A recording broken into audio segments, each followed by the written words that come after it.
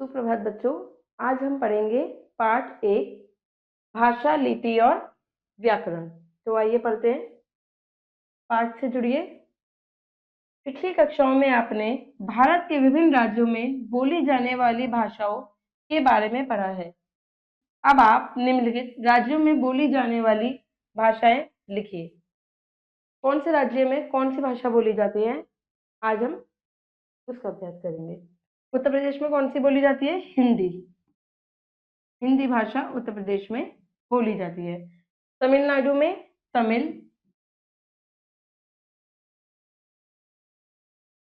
कर्नाटक में कन्नड़,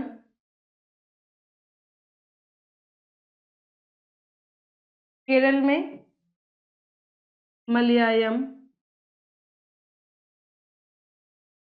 असम में असमिया,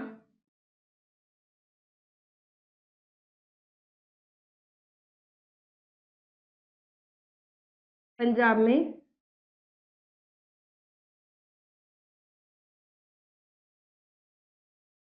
पंजाबी।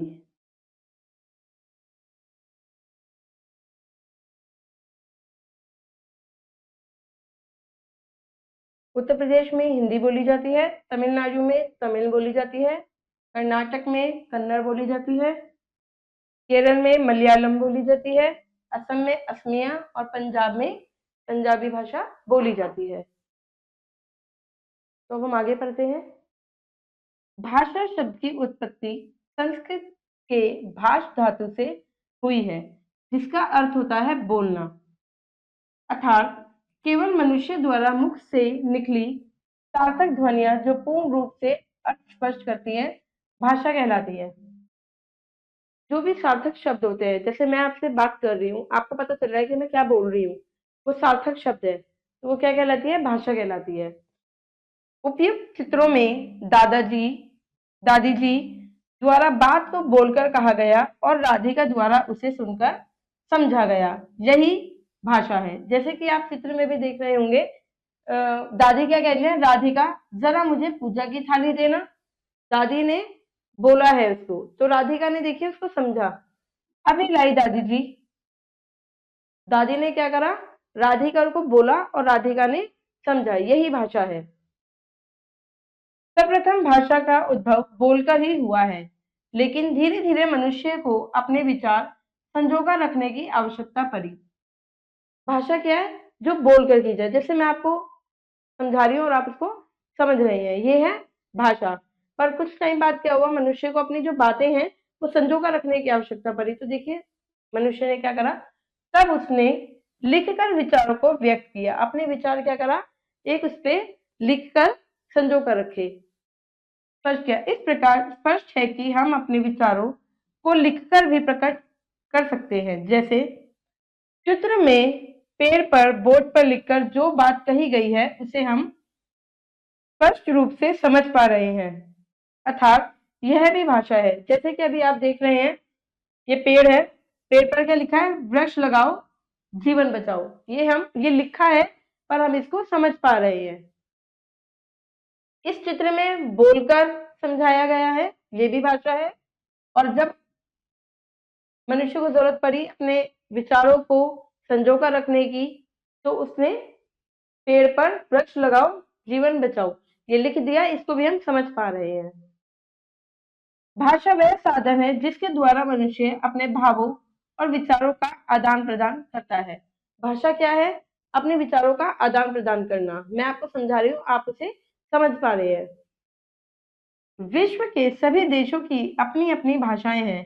ब्रिटेन में अंग्रेजी, जापान में जापानी, फ्रांस में फ्रेंच, चीन में मंदारिन, रूस में रूसी भाषा बोली जाती है। इन भाषाओं का प्रयोग विचारों के आदान प्रदान के लिए किया जाता है। बात पतेगी। संसार की भाषाओं में हिंदी भाषा को तीसरा स्थान प्राप्त है। कौन सा स्थान प्राप्त है? हिंदी को तीसरा स्थान प्राप्त है। भारत के विभिन्न राज्यों में अनेक भाषाएं बोली जाती है, जैसे गुजरात में गुजराती, बंगाल में बंगला, असम में असमिया। इसी प्रकार उड़ीसा, मराठी, पंजाबी, कन्नड़, तेलुगु आदि, हिंदी आदि। हिंदी हमारी राजभाषा है और यह हमारी मातृभाषा भी है। मातृभाषा कैसे? जब जब हम पैदा होते हैं, हम कौन सी भाषा सीखते आ रहे हैं? हिंदी। हम अपने परिवार से कौन सी भाषा सीखते हैं? हिंदी भाषा। तो ये हमारी मातृभाषा भी कहलाती है। भाषा के भेद, अब हम जानेंगे भाषा के कितने भेद होते हैं। भाषा निम्नलिखित दो रूपों में व्यक्त होती है, मौखिक भाषा और लिखित भाषा। मौखिक भाषा पढ़ते हैं, मुख से बोलकर जो विचार प्रकट किए जाते हैं वह भाषा का बोलचाल का रूप होता है, इसे ही मौखिक भाषा कहते हैं। जैसे मैं बोल रही हूँ, आप उसको समझ रहे हैं, या कोई बोलकर अपनी बात कह रहा है, आप उसको समझ रहे हैं वो क्या कह रहा है। इसे उच्चरित भाषा भी कहा जाता है। बातचीत, वाद विवाद, भाषण, कोई घटना या कहानी सुनाने में भाषा के इसी रूप का प्रयोग किया जाता है। बोलकर ही हम अपनी बातों को समझाते हैं। दूसरा आ गया लिखित रूप, लिखकर जो भाषा समझाई जाती है। जैसे उस चित्र में था, मन के भावों तथा विचारों को जब लिखकर प्रकट किया जाता है तो यह भाषा का लिखित रूप कहलाता है। जैसे अगर मुझे कोई बात करनी है आपसे, या किसी से भी कोई बात करनी है, उसको खत के जरिए लिख दिया तो वो बात क्या हुई? मैंने लिख दिया, लिखकर मैंने उसको बोला। पत्र, लेख, पुस्तक, कहानी, समाचार पत्र, पत्रिकाओं आदि में भाषा के इसी रूप का प्रयोग किया जाता है। लिखित भाषा में ध्वनियों को लिपिबंद किया जाता है। मातृभाषा, अब हम देखेंगे मातृभाषा कौन सी भाषा होती है। मातृभाषा, बालक अपने परिवार अथवा माता से जो भाषा सीखता है, जो भी हम अपने परिवार से सीखते हैं, जो हम अपने माँ बाप से सीखते हैं, अपने पेरेंट्स से सीखते हैं, वो क्या कहलाती है? माता से सीखने वाली भाषा मातृभाषा कहलाती है। किसी गुजराती परिवार में जन्म लेने वाला बालक प्रारंभ से ही गुजराती भाषा के परिवेश में रहकर गुजराती भाषा ही सीख सकता है, यही उसकी मातृभाषा होगी। इसमें ये बता रहे हैं हम कि जो गुजरात में बच्चा रहता है वो गुजराती सीखेगा, उसका जो परिवार है गुजराती सीखेगा। क्यों? क्योंकि वो गुजराती बोल रहे हैं। हम हिंदी बोलते हैं क्योंकि हमारे पेरेंट्स हिंदी में बात करते हैं, इससे हिंदी हमारी मातृभाषा है। प्रादेशिक भाषा, अब हम जानेंगे प्रादेशिक भाषा कौन सी होती है। किसी प्रदेश में बोली जाने वाली भाषा प्रादेशिक भाषा कहलाती है। जैसे महाराष्ट्र में मराठी बोली जाती है, अतः मराठी महाराष्ट्र की प्रादेशिक भाषा है। इसी प्रकार मध्य प्रदेश, हरियाणा, उत्तर प्रदेश, बिहार तथा राजस्थान में हिंदी बोली जाती है और पंजाब में पंजाबी भाषा बोली जाती है। राष्ट्रीय भाषा, अब हम जानेंगे राष्ट्रीय भाषा क्या है। जब कोई भाषा किसी राष्ट्र के अधिकांश भूभाग पर बोली व समझी जाती है तो वह राष्ट्रीय भाषा बन जाती है। हिंदी को भारत की राष्ट्रीय भाषा माना जाता है। हिंदी को भी भारत की राष्ट्रीय भाषा माना जाता है, आधिकारिक मान्यता नहीं। राजभाषा, अब हम जानेंगे कि राजभाषा किसे कहते हैं। जिस भाषा का प्रयोग देश के कार्यकालों में कामकाज के लिए किया जाता है उसे राजभाषा कहते हैं। भारत की राजभाषा हिंदी है। भारत की राजभाषा कौन सी है? हिंदी। क्योंकि जितने भी ये कानूनी कार्रवाई जो भी होते हैं, जो भी हम कामकाज में यूज होती है, जो भी भाषा, वो हिंदी में की जाती है। अंतर्राष्ट्रीय भाषा, जब कोई भाषा विश्व के अनेक राष्ट्रों द्वारा बोली जाती है तो वह अंतर्राष्ट्रीय भाषा का स्थान ले लेती है। जैसे अंग्रेजी क्या है? अंतर्राष्ट्रीय भाषा है। लिपि, अब हम पढ़ेंगे लिपि क्या होती है। आपने पढ़ा है कि विचारों को लिखकर प्रकट करना भाषा का लिखित रूप है। लिपि शब्द का अर्थ है लीपन, विचारों का लीपना अर्थात लिखना लिपि कहलाते हैं। अपने विचारों को लिख के प्रकट करना लिपि कहलाता है।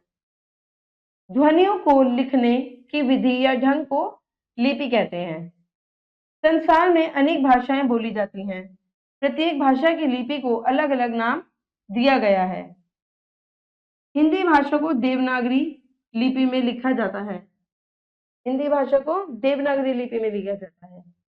संस्कृत भी देवनागरी लिपि में लिखी जाती है। पंजाबी गुरुमुखी में व अंग्रेजी रोमन लिपि में लिखी जाती है। अब हम जानेंगे बोली क्या होती है। भाषा के क्षेत्रीय रूप को बोली कहते हैं। भारत भाषा का जो क्षेत्रीय रूप होता है उसको क्या कहते हैं? बोली कहा जाता है।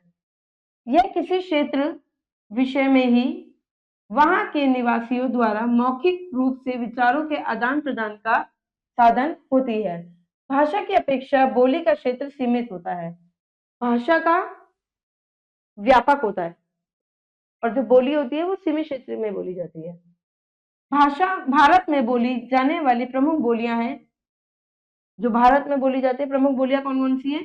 ब्रजभाषा, अवधी, भोजपुरी, मैथिली आदि। भाषा और बोली में अंतर। अब हम जानेंगे भाषा और बोली में अंतर क्या है, क्योंकि लग तो सेम ही रही है, समान लग रही है, पर समान नहीं है, अंतर है। अंतर क्या है वो हम जानेंगे। भाषा तथा बोली में मुख्य रूप से निम्नलिखित अंतर पाए जाते हैं। बोलियां किसी एक ही भाषा का अंग होती है। बोली क्या है? एक ही भाषा का अंग है बोली। भाषा का क्षेत्र विस्तृत होता है जबकि बोली सीमित क्षेत्र में बोली जाती है। भाषा भी मैंने बताया विस्तृत रूप है भाषा का, और बोली क्या है? सीमित क्षेत्र में बोली जाती है। भाषा का संबंध व्यापक व्याकरण से होता है। भाषा का जो संबंध होता है वो व्याकरण से होता है, जबकि बोली व्याकरण संबंध नहीं होती। बोली का प्रयोग बोलचाल में होता है जबकि साहित्य की रचना भाषा में होती है। तो आपको बोली समझ में आई, बोली और भाषा में अंतर समझ में आया। अब हम पढ़ेंगे व्याकरण क्या है। बोलने या लिखने में भाषा का शुद्ध होना आवश्यक होता है। क्यों होता है? क्योंकि अगर आपको समझ ही नहीं आएगा, शुद्ध होना इससे जरूरी होता है, आपको समझ में ही नहीं आएगा कि दूसरा क्या बोल रहा है, इससे भाषा का शुद्ध होना आवश्यक होता है। यदि भाषा अशुद्ध होगी तो उसका ठीक ठीक अर्थ समझने में कठिनाई होगी और भाषा का रूप भी न रह सकेगा। व्याकरण हमें भाषा को सही रूप में बोलना, लिखना और समझना सिखाता है। जैसे निखिल पढ़ती है। अब यहाँ आप देखेंगे कि ये शुद्ध है या अशुद्ध। निखिल पढ़ती है। अब निखिल क्या है? पुल्लिंग है, पर यहाँ देखिए ये क्या है? स्त्रीलिंग। तो ये क्या हुआ? अशुद्ध रूप हुआ। वाक्य अशुद्ध है। क्यों अशुद्ध है? क्योंकि कर्ता पुल्लिंग है, निखिल क्या है? पुल्लिंग है, और उसके अनुरूप क्रिया पढ़ता है। क्रिया क्या है? पर यहाँ पे पढ़ती है। ये क्या है? पढ़ती है, तो ये अशुद्ध हो गया। प्रयुक्त नहीं हुई है। यहाँ क्रिया का रूप पुल्लिंग न होने के कारण वाक्य अशुद्ध हो गया। पर अब आप यहाँ देखिए, निखिल पढ़ता है, ये शुद्ध है। वाक्य शुद्ध है क्योंकि कर्ता पुल्लिंग है। कर्ता निखिल क्या है? पुल्लिंग है, और उसके अनुरूप ही क्रिया प्रयुक्त हुई है। ये पुल्लिंग है तो ये भी पुल्लिंग है, कर्ता पढ़ता है। भाषा संबंधी सभी नियम व्याकरण का विषय होते हैं। व्याकरण भाषा के शुद्ध और अशुद्ध रूप का बोध कराता है। व्याकरण क्या है? आपको भाषा का शुद्ध रूप और अशुद्ध रूप बताएगा, शुद्ध क्या है और अशुद्ध क्या है। व्याकरण वह शास्त्र है जिसके द्वारा भाषा के नियमों और व्यवस्थाओं का ज्ञान प्राप्त होता है। व्याकरण के अंग। अब हम जानेंगे व्याकरण के कौन कौन से अंग होते हैं। व्याकरण का संबंध भाषा से होता है। भाषा के संपूर्ण रूप को वाक्यों के माध्यम से प्रकट किया जाता है। भाषा का जो रूप होता है व्याकरण से ही होता है और वाक्यों के माध्यम से प्रकट किया जाता है। वो वाक्यों की रचना शब्दों से होती है और शब्द वर्णों के योग से बनते हैं। इस प्रकार किसी भी भाषा का ज्ञान प्राप्त करने के लिए उसके वर्णों, शब्दों तथा वाक्यों पर विचार किया जाता है। इस दृष्टि से व्याकरण के 3 अंग माने जाते हैं। व्याकरण के कितने अंग होते हैं? 3 अंग होते हैं। वर्ण विचार, शब्द विचार और वाक्य विचार। तो आइए जानते हैं वर्ण विचार क्या होते हैं। इसके अंतर्गत वर्ण, वर्णमाला, वर्णों के भेद, उनके उच्चारण तथा संयोग की रीति आदि पर विचार किया जाता है। शब्द विचार। शब्द विचार जानेंगे, शब्द विचार क्या होते हैं। इसके अंतर्गत शब्दों के रूप, भेद, महत्व, उनकी उत्पत्ति और रचना आदि पर विचार किया जाता है। वाक्य विचार। वाक्य क्या होते हैं, वाक्य विचार, इसके बारे में जानेंगे। इसके अंतर्गत वाक्य भेद, वाक्य विश्लेषण, वाक्य रचना तथा विराम चिन्ह आदि पर विचार किया जाता है।